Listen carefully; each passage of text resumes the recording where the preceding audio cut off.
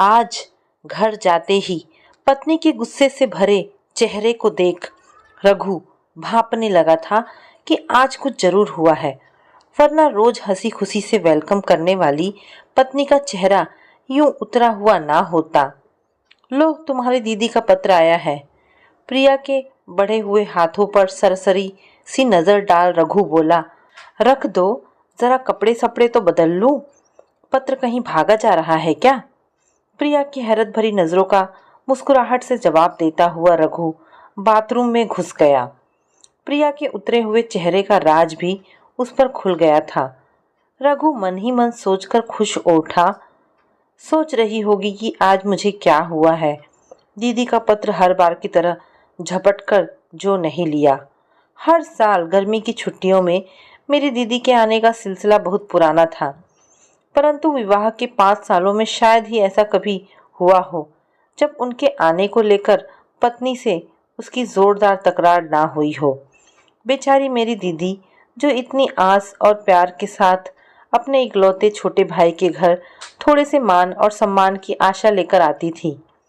प्रिया के रूखे बर्ताव व उन दोनों के बीच होती तकरार से अब चंद दिनों में ही लौट जाती थी।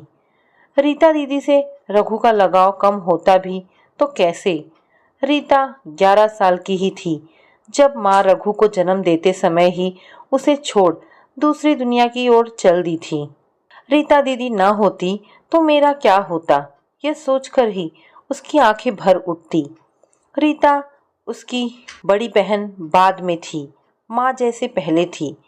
कैसे भूल जाता रघु बचपन से लेकर जवानी तक के उन दिनों को, जब कदम कदम पर रीता दीदी ममता और प्यार की छाया ले उसके साथ चलती रही थी। रीता दीदी तो विवाह भी ना करती, परंतु रिश्तेदारों के तानों और बेटी की बढ़ती उम्र से परेशान पिता के चेहरे पर बढ़ती झुर्रियों को देखने के बाद रघु ने अपनी कसम देकर रीता दीदी को विवाह के लिए मजबूर कर दिया था। उनके विवाह के समय वह बीए में था। विवाह के बाद भी बेटे की तरह पाले भाई की तड़प दीदी के अंदर से गई नहीं थी। उसकी जरा भी खोज खबर पाते ही दौड़ी चली आती। वह भी उनके जाने के बाद कितना अकेला हो गया था। यह तो अच्छा हुआ कि मेरे जीजाजी अच्छे स्वभाव के थे, पत्नी की तड़प समझते थे, भाई बहन के प्यार के बीच कभी बांधा नहीं बने थे। मेरी पत्नी प्रिया को भी तो वह ही ढूंढ कर लाई थी। उन दिनों की याद से रघु मुस्कुरा उठा। रीता दीदी उसके विवाह की तैयारी में पागल सी हो गई थी। ऐसा भी नहीं था कि प्रिया को इन बातों की जानकारी ना हो। विवाह के शुरुआती दिनों में ही मैंने सारी राम कहानी उसने सुना दी थी। विवाह के बाद जब पहली बार दीदी आई थी तो प्रिया भी उनसे मिलने के लिए बड़ी उत्साहित थी, और स्वयं रघु तो बावला सा हो गया था। आखिर उसके विवाह के बाद वह पहली बार आ रही थी। वह चाहता था अपने प्यारे भाई की सुखी गृहस्थी देख वह खिल उठे। मेरे ढेरों आदेश निर्देश पाकर प्रिया का उत्साह कुछ कम हो गया था। वह कुछ सहम सी गई थी, परंतु रघु तो अपनी ही धुन में था। चाहे कुछ हो जाए, दीदी को इतना सम्मान और प्यार मिलना चाहिए कि उनकी ममता का जरा सा कष्ट तो वह थोड़ा आज उतार सके। रीता दीदी के आने के बाद उन दोनों के बीच प्रिया कहीं खो सी गई थी। पति और ननद को अपने में ही मस्त पाकर उनके साथ बैठकर स्वयं भी उनकी बातों में शामिल होने की कोशिश करती प्रिया, पर रघु ऐसा मौका ही ना देता। तब वह गुस्सा होकर किचन में घुस खाना बनाने की कोशिश में लग जाती। मेहनत से बनाया गया खाना देखकर भी रघु उस पर नाराज हो उठता। यह क्या बना दिया, पता नहीं है। रीता दीदी को कढ़ाई पनीर अच्छी लगती है, पालक पनीर नहीं। फिर किचन में काम करती पत्नी का हाथ पकड़कर बाहर ला खड़ा करता और कहता, आज तो मेरी रीता दीदी के हाथ का बना हुआ ही खाऊंगा, वे कितना अच्छा बनाती हैं। तब भाई बहन बातें करते हुए किचन में बिजी हो जाते और प्रिया बिना अपराध के ही अपराधी सी किचन के बाहर खड़ी उन्हें देखती रहती। रीता दीदी जरूर कभी कभी प्रिया को भी साथ लेने की कोशिश करती, लेकिन रघु अनजाने ही उनके बीच एक ऐसी दीवार बन सा गया था कि दोनों औपचारिकता से आगे कभी बढ़ ही नहीं पाई थी। उस समय तो किसी तरह प्रिया ने इस हालात से समझौता कर लिया था, लेकिन उसके बाद जब भी ननद आती वह कुछ कड़वी हो उठती। सीधे रीता दीदी से कभी कुछ नहीं कहा था, लेकिन रघु के साथ उसके झगड़े शुरू हो गए थे। रीता भी शायद भाप गई थी, इसीलिए धीरे धीरे उनका आना कम होता जा रहा था। इस बार तो पूरे 1 साल बाद आ रही थी। अगली बार उनके सामने ही भाभी ने भाई से इतना झगड़ा किया कि वे बेचारी 6 दिनों में ही वापस चली गई थी। जितने भी दिन वे रहीं, प्रिया ने बिस्तर से नीचे कदम ना रखा। हमेशा बीमारी का बहाना बनाकर अपने कमरे में ही पड़ी रहती। एक दोपहर रीता दीदी को अकेले काम में लगा देख भनभनाता हुआ रघु पत्नी से लड़ रहा था। तब वह कड़वी आवाज में बोली थी, तुम क्या समझते हो मैं बहाना कर रही हूँ? वैसे भी तुम्हें और तुम्हारी दीदी को मेरा कोई काम पसंद ही कब आता है? तुम दोनों तो बातों में ऐसे मशगूल हो जाओगे, फिर मैं वहाँ क्या करूँगी? बढ़ते बढ़ते बात तेज झगड़े का रूप ले चुकी थी। रीता दीदी कुछ बोली नहीं, पर दूसरे ही दिन सुबह रघु द्वारा मिन्नतें करने के बाद भी वापस चली गई थी। उनके चले जाने के बाद भी बहुत दिनों तक उन दोनों के संबंध सामान्य न हो पाए थे। दीदी के इस तरह चले जाने के कारण वह पत्नी को माफ नहीं कर पाया था। दोनों के बीच बढ़ते तनाव को देख अभी तक खामोशी से सब कुछ देख रहे पिताजी ने आखिरकार एक दिन रात को खाने के बाद टहलने के लिए निकलते समय उसे भी साथ ले लिया था। वे उसे समझाते हुए बोले थे, पति पत्नी के संबंध का अजीब ही कायदा होता है। इस रिश्ते के बीच किसी तीसरे की उपस्थिति बर्दाश्त नहीं होती। लेकिन रीता दीदी कोई पराई नहीं है। बीच में ही बात काटते हुए रघु का स्वर रोष से भर उठा था। बेटा, शादी के बाद सबसे नजदीकी रिश्ता पति पत्नी का ही होता है, बाकी संबंध अलग हो जाते हैं। माना कि सभी संबंधों की अपनी अपनी अहमियत है, लेकिन किसी भी रिश्ते पर कोई रिश्ता हावी नहीं होना चाहिए, वरना कोई भी सुखी नहीं रहता। तुम ही बताओ, इतनी कोशिशों के बाद भी क्या रीता खुश है? समझाते समझाते पिताजी सवाल सा कर उठे थे। तो मैं क्या करूं? पत्नी की खुशी के लिए उनके सारे रिश्ते तोड़ लूं, या फिर रीता दीदी के लिए पत्नी से? रघु असमंजस में था। आप तो जानते ही हैं, दोनों ही मुझे कितने प्यारे हैं। रिश्ता तोड़ने के लिए कौन कहता है? पिताजी धीरे से हंस पड़े थे। फिर गंभीर हो बोले, यह तो तुम भी मानते ही होगे कि बहू मन से बुरी या झगड़ालू नहीं है। मेरा कितना ख्याल रखती है, तुम्हारे लिए भी आदर्श पत्नी सिद्ध हुई है। फिर रीता दीदी से ही उसकी क्या दुश्मनी है? बेटे के इस सवाल पर थोड़ी देर तक उसे गहरी नजरों से देखने के बाद वे बोले, कोई दुश्मनी नहीं है। याद करो, पहली बार वह भी कितनी उत्साहित थी इसके लिए। अगर कोई दोषी है तो वह खुद तुम हो। मैं? कैसे?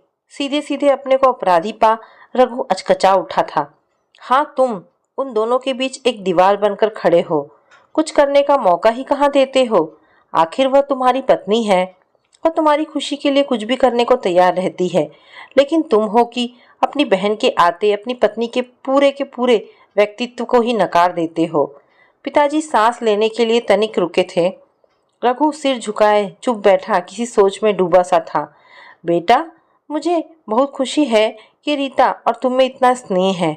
भाई बहन से कहीं अधिक तुम दोनों एक दूसरे के अच्छे दोस्त हो, पर अपनी दोस्ती की सीमाओं को बढ़ाओ। अब पत्नी को भी इसमें शामिल कर लो। यह उसका भी घर है, उसे तय करने दो कि वह अपने मेहमान का कैसे स्वागत करती है। विश्वास मानो, इस सब से तुम सबके बीच से तनाव के बादल अपने आप छट जाएंगे और तुम सब एक दूसरे के अधिक करीब आ जाओगे। अंदर कितनी देर लगाओगे? प्रिया की आवाज़ सुन वह चौंक उठा। अरे, इतनी देर से मैं अंदर बैठा हूँ। झटपट नहाकर वह बाहर निकल आया। चाय नाश्ते की प्लेट उसका इंतजार कर रही थी। इस दौरान रघु खामोशी रहा। जूठे बर्तन समेटती प्रिया की हैरत यह देख और बढ़ गई कि पत्र को हाथ लगाए बगैर ही एक न्यूज़पेपर पढ़ने लगा है। तुम्हारी तबीयत तो ठीक है? पत्नी का चिंतित चेहरा देखकर अपनी हंसी को रघु ने मुश्किल से रोका। हाँ, ठीक है। क्यों? फिर अभी तक रीता दीदी का पत्र क्यों नहीं पढ़ा? प्रिया के सवाल के जवाब में वह लापरवाही से बोला, तुमने तो पढ़ा ही होगा, खुद ही बता दो क्या लिखा है। वे कल सुबह की गाड़ी से आ रही हैं। अच्छा, कह वह फिर न्यूज़पेपर पढ़ने लगा। कुछ देर तक प्रिया वहीं खड़ी गौर से उसे देखती रही, फिर कमरे से बाहर निकल गई। दूसरे दिन इतवार था। सुबह सुबह पति को न्यूज़पेपर में खोया पाकर प्रिया बहुत देर तक खामोश न रह सकी। रीता दीदी आने वाली है, तुम्हें कुछ ख्याल भी है? पता है, रघु बोला। खाक पता है? प्रिया चिल्ला उठी थी। कुछ सामान वगैरह लाना है या नहीं? घर तुम्हारा है, तुम जानो। उसकी झुंझलाहट पर रघु अंदर ही अंदर झूम उठा। कुछ देर तक पति को घूरने के बाद पैर पटकती हुई प्रिया झोला और पर्स ले बाहर निकल गई। जब वह लौटी तो भारी झोला के साथ पसीने से तरबतर थी। रघु आश्चर्यचकित था। वह ननद की पसंद की एक एक चीज छाट कर लाई थी। दोपहर के खाने में क्या बनाऊं? सवालिया नजरों से उसे देखते हुए प्रिया ने पूछा। तुम जो भी बनाओगी लाजवाब ही होगा, कुछ भी बना लो। पति की बात सुन प्रिया ने उसे घूरकर देखा। दोपहर से काफी पहले ही वह खाना तैयार कर चुकी थी। रघु की तेज नजरों ने देख लिया था, सभी चीजें रीता दीदी की पसंद की ही बनी है। वास्तव में वह मन ही मन पछता भी रहा था। उसे महसूस हो रहा था कि उसके बचकाने व्यवहार की वजह से ही रीता दीदी और प्रिया इतने समय तक अजनबी बन परेशान होती रही। ट्रेन का समय हो रहा है, स्टेशन जाने के लिए कपड़े निकाल दूं? प्रिया अपने अगले सवाल के साथ सामने खड़ी थी। अपने को बिजी सा दिखाता रघु बोला। उन्हें रास्ता तो पता है, रिक्शा लेकर आ जाएंगी। तुम्हारा दिमाग तो सही है। बहुत देर से जमा हो रहा लावा अचानक ही फूटकर बह निकला था। पता है ना कि वे अकेले आ रही हैं। लेने नहीं जाओगे तो उन्हें कितना बुरा लगेगा। आखिर तुम्हें हुआ क्या है? अच्छा बाबा, जाता हूँ, पर एक शर्त पर, तुम भी मेरे साथ चलो। मैं? हैरत में पड़ी प्रिया बोली। मैं तुम दोनों के बीच क्या करूंगी? फिर मैं भी नहीं जाता। उसे अपनी जगह से टस से मस न होते देख आखिर प्रिया ने हामी भर दी। अच्छा उठो, मैं भी साथ चलती हूँ। भाभी को साथ आया देख रीता पहले तो हैरत में पड़ गई, फिर खिल उठी। शायद पिछली बार के कटु अनुभवों ने उन्हें भयभीत कर रखा था। स्टेशन पर प्रिया को भी देख एक पल में सारी शंकाएं दूर हो गई। वे खुशी से पैर छूने को झुकी, रीता दीदी के गले से लिपट गई। रघु सोच रहा था, इतनी अच्छी तरह से तो वह घर में भी कभी नहीं मिली थी। किस सोच में डूब गए? रीता दीदी का खिलखिलाता स्वर उसे गहरे तक खुशी से भर गया। सामान उठा वह आगे आगे चल दिया। प्रिया और रीता दीदी पीछे पीछे बतियाती हुई आ रही थी। खाने की मेज पर भी रघु कम बोल रहा था। प्रिया ही आग्रह कर करके दीदी को खिला रही थी। हर बार प्रिया के अबोलेपन की स्थिति से शायद माहौल तनाव युक्त हो उठता था। इसीलिए रीता अब जितनी सहज व खुश लग रही थी, उतनी पहले कभी नहीं लगी थी। खाने के बाद वह उठकर अपने कमरे में आ गया। वे दोनों बहुत देर तक वहीं बैठी बातों में जुटी रहीं। कुछ देर बाद प्रिया कमरे में आकर दबे स्वर में बोली, यहाँ क्यों बैठे हो? जाओ दीदी से कुछ बातें करो ना। तुम हो ना, मैं कुछ देर सोऊंगा। कहते कहते रघु ने करवट बदलकर आंखें मूंद ली। रात के खाने की तैयारी में प्रिया का हाथ बटाने के लिए रीता भी किचन में ही आ गई। रघु टीवी खोलकर बैठा था। भाई की तबीयत ठीक नहीं है क्या? किचन से आता रीता दीदी का आवाज सुन रघु के कान चौकन्ने हो गए।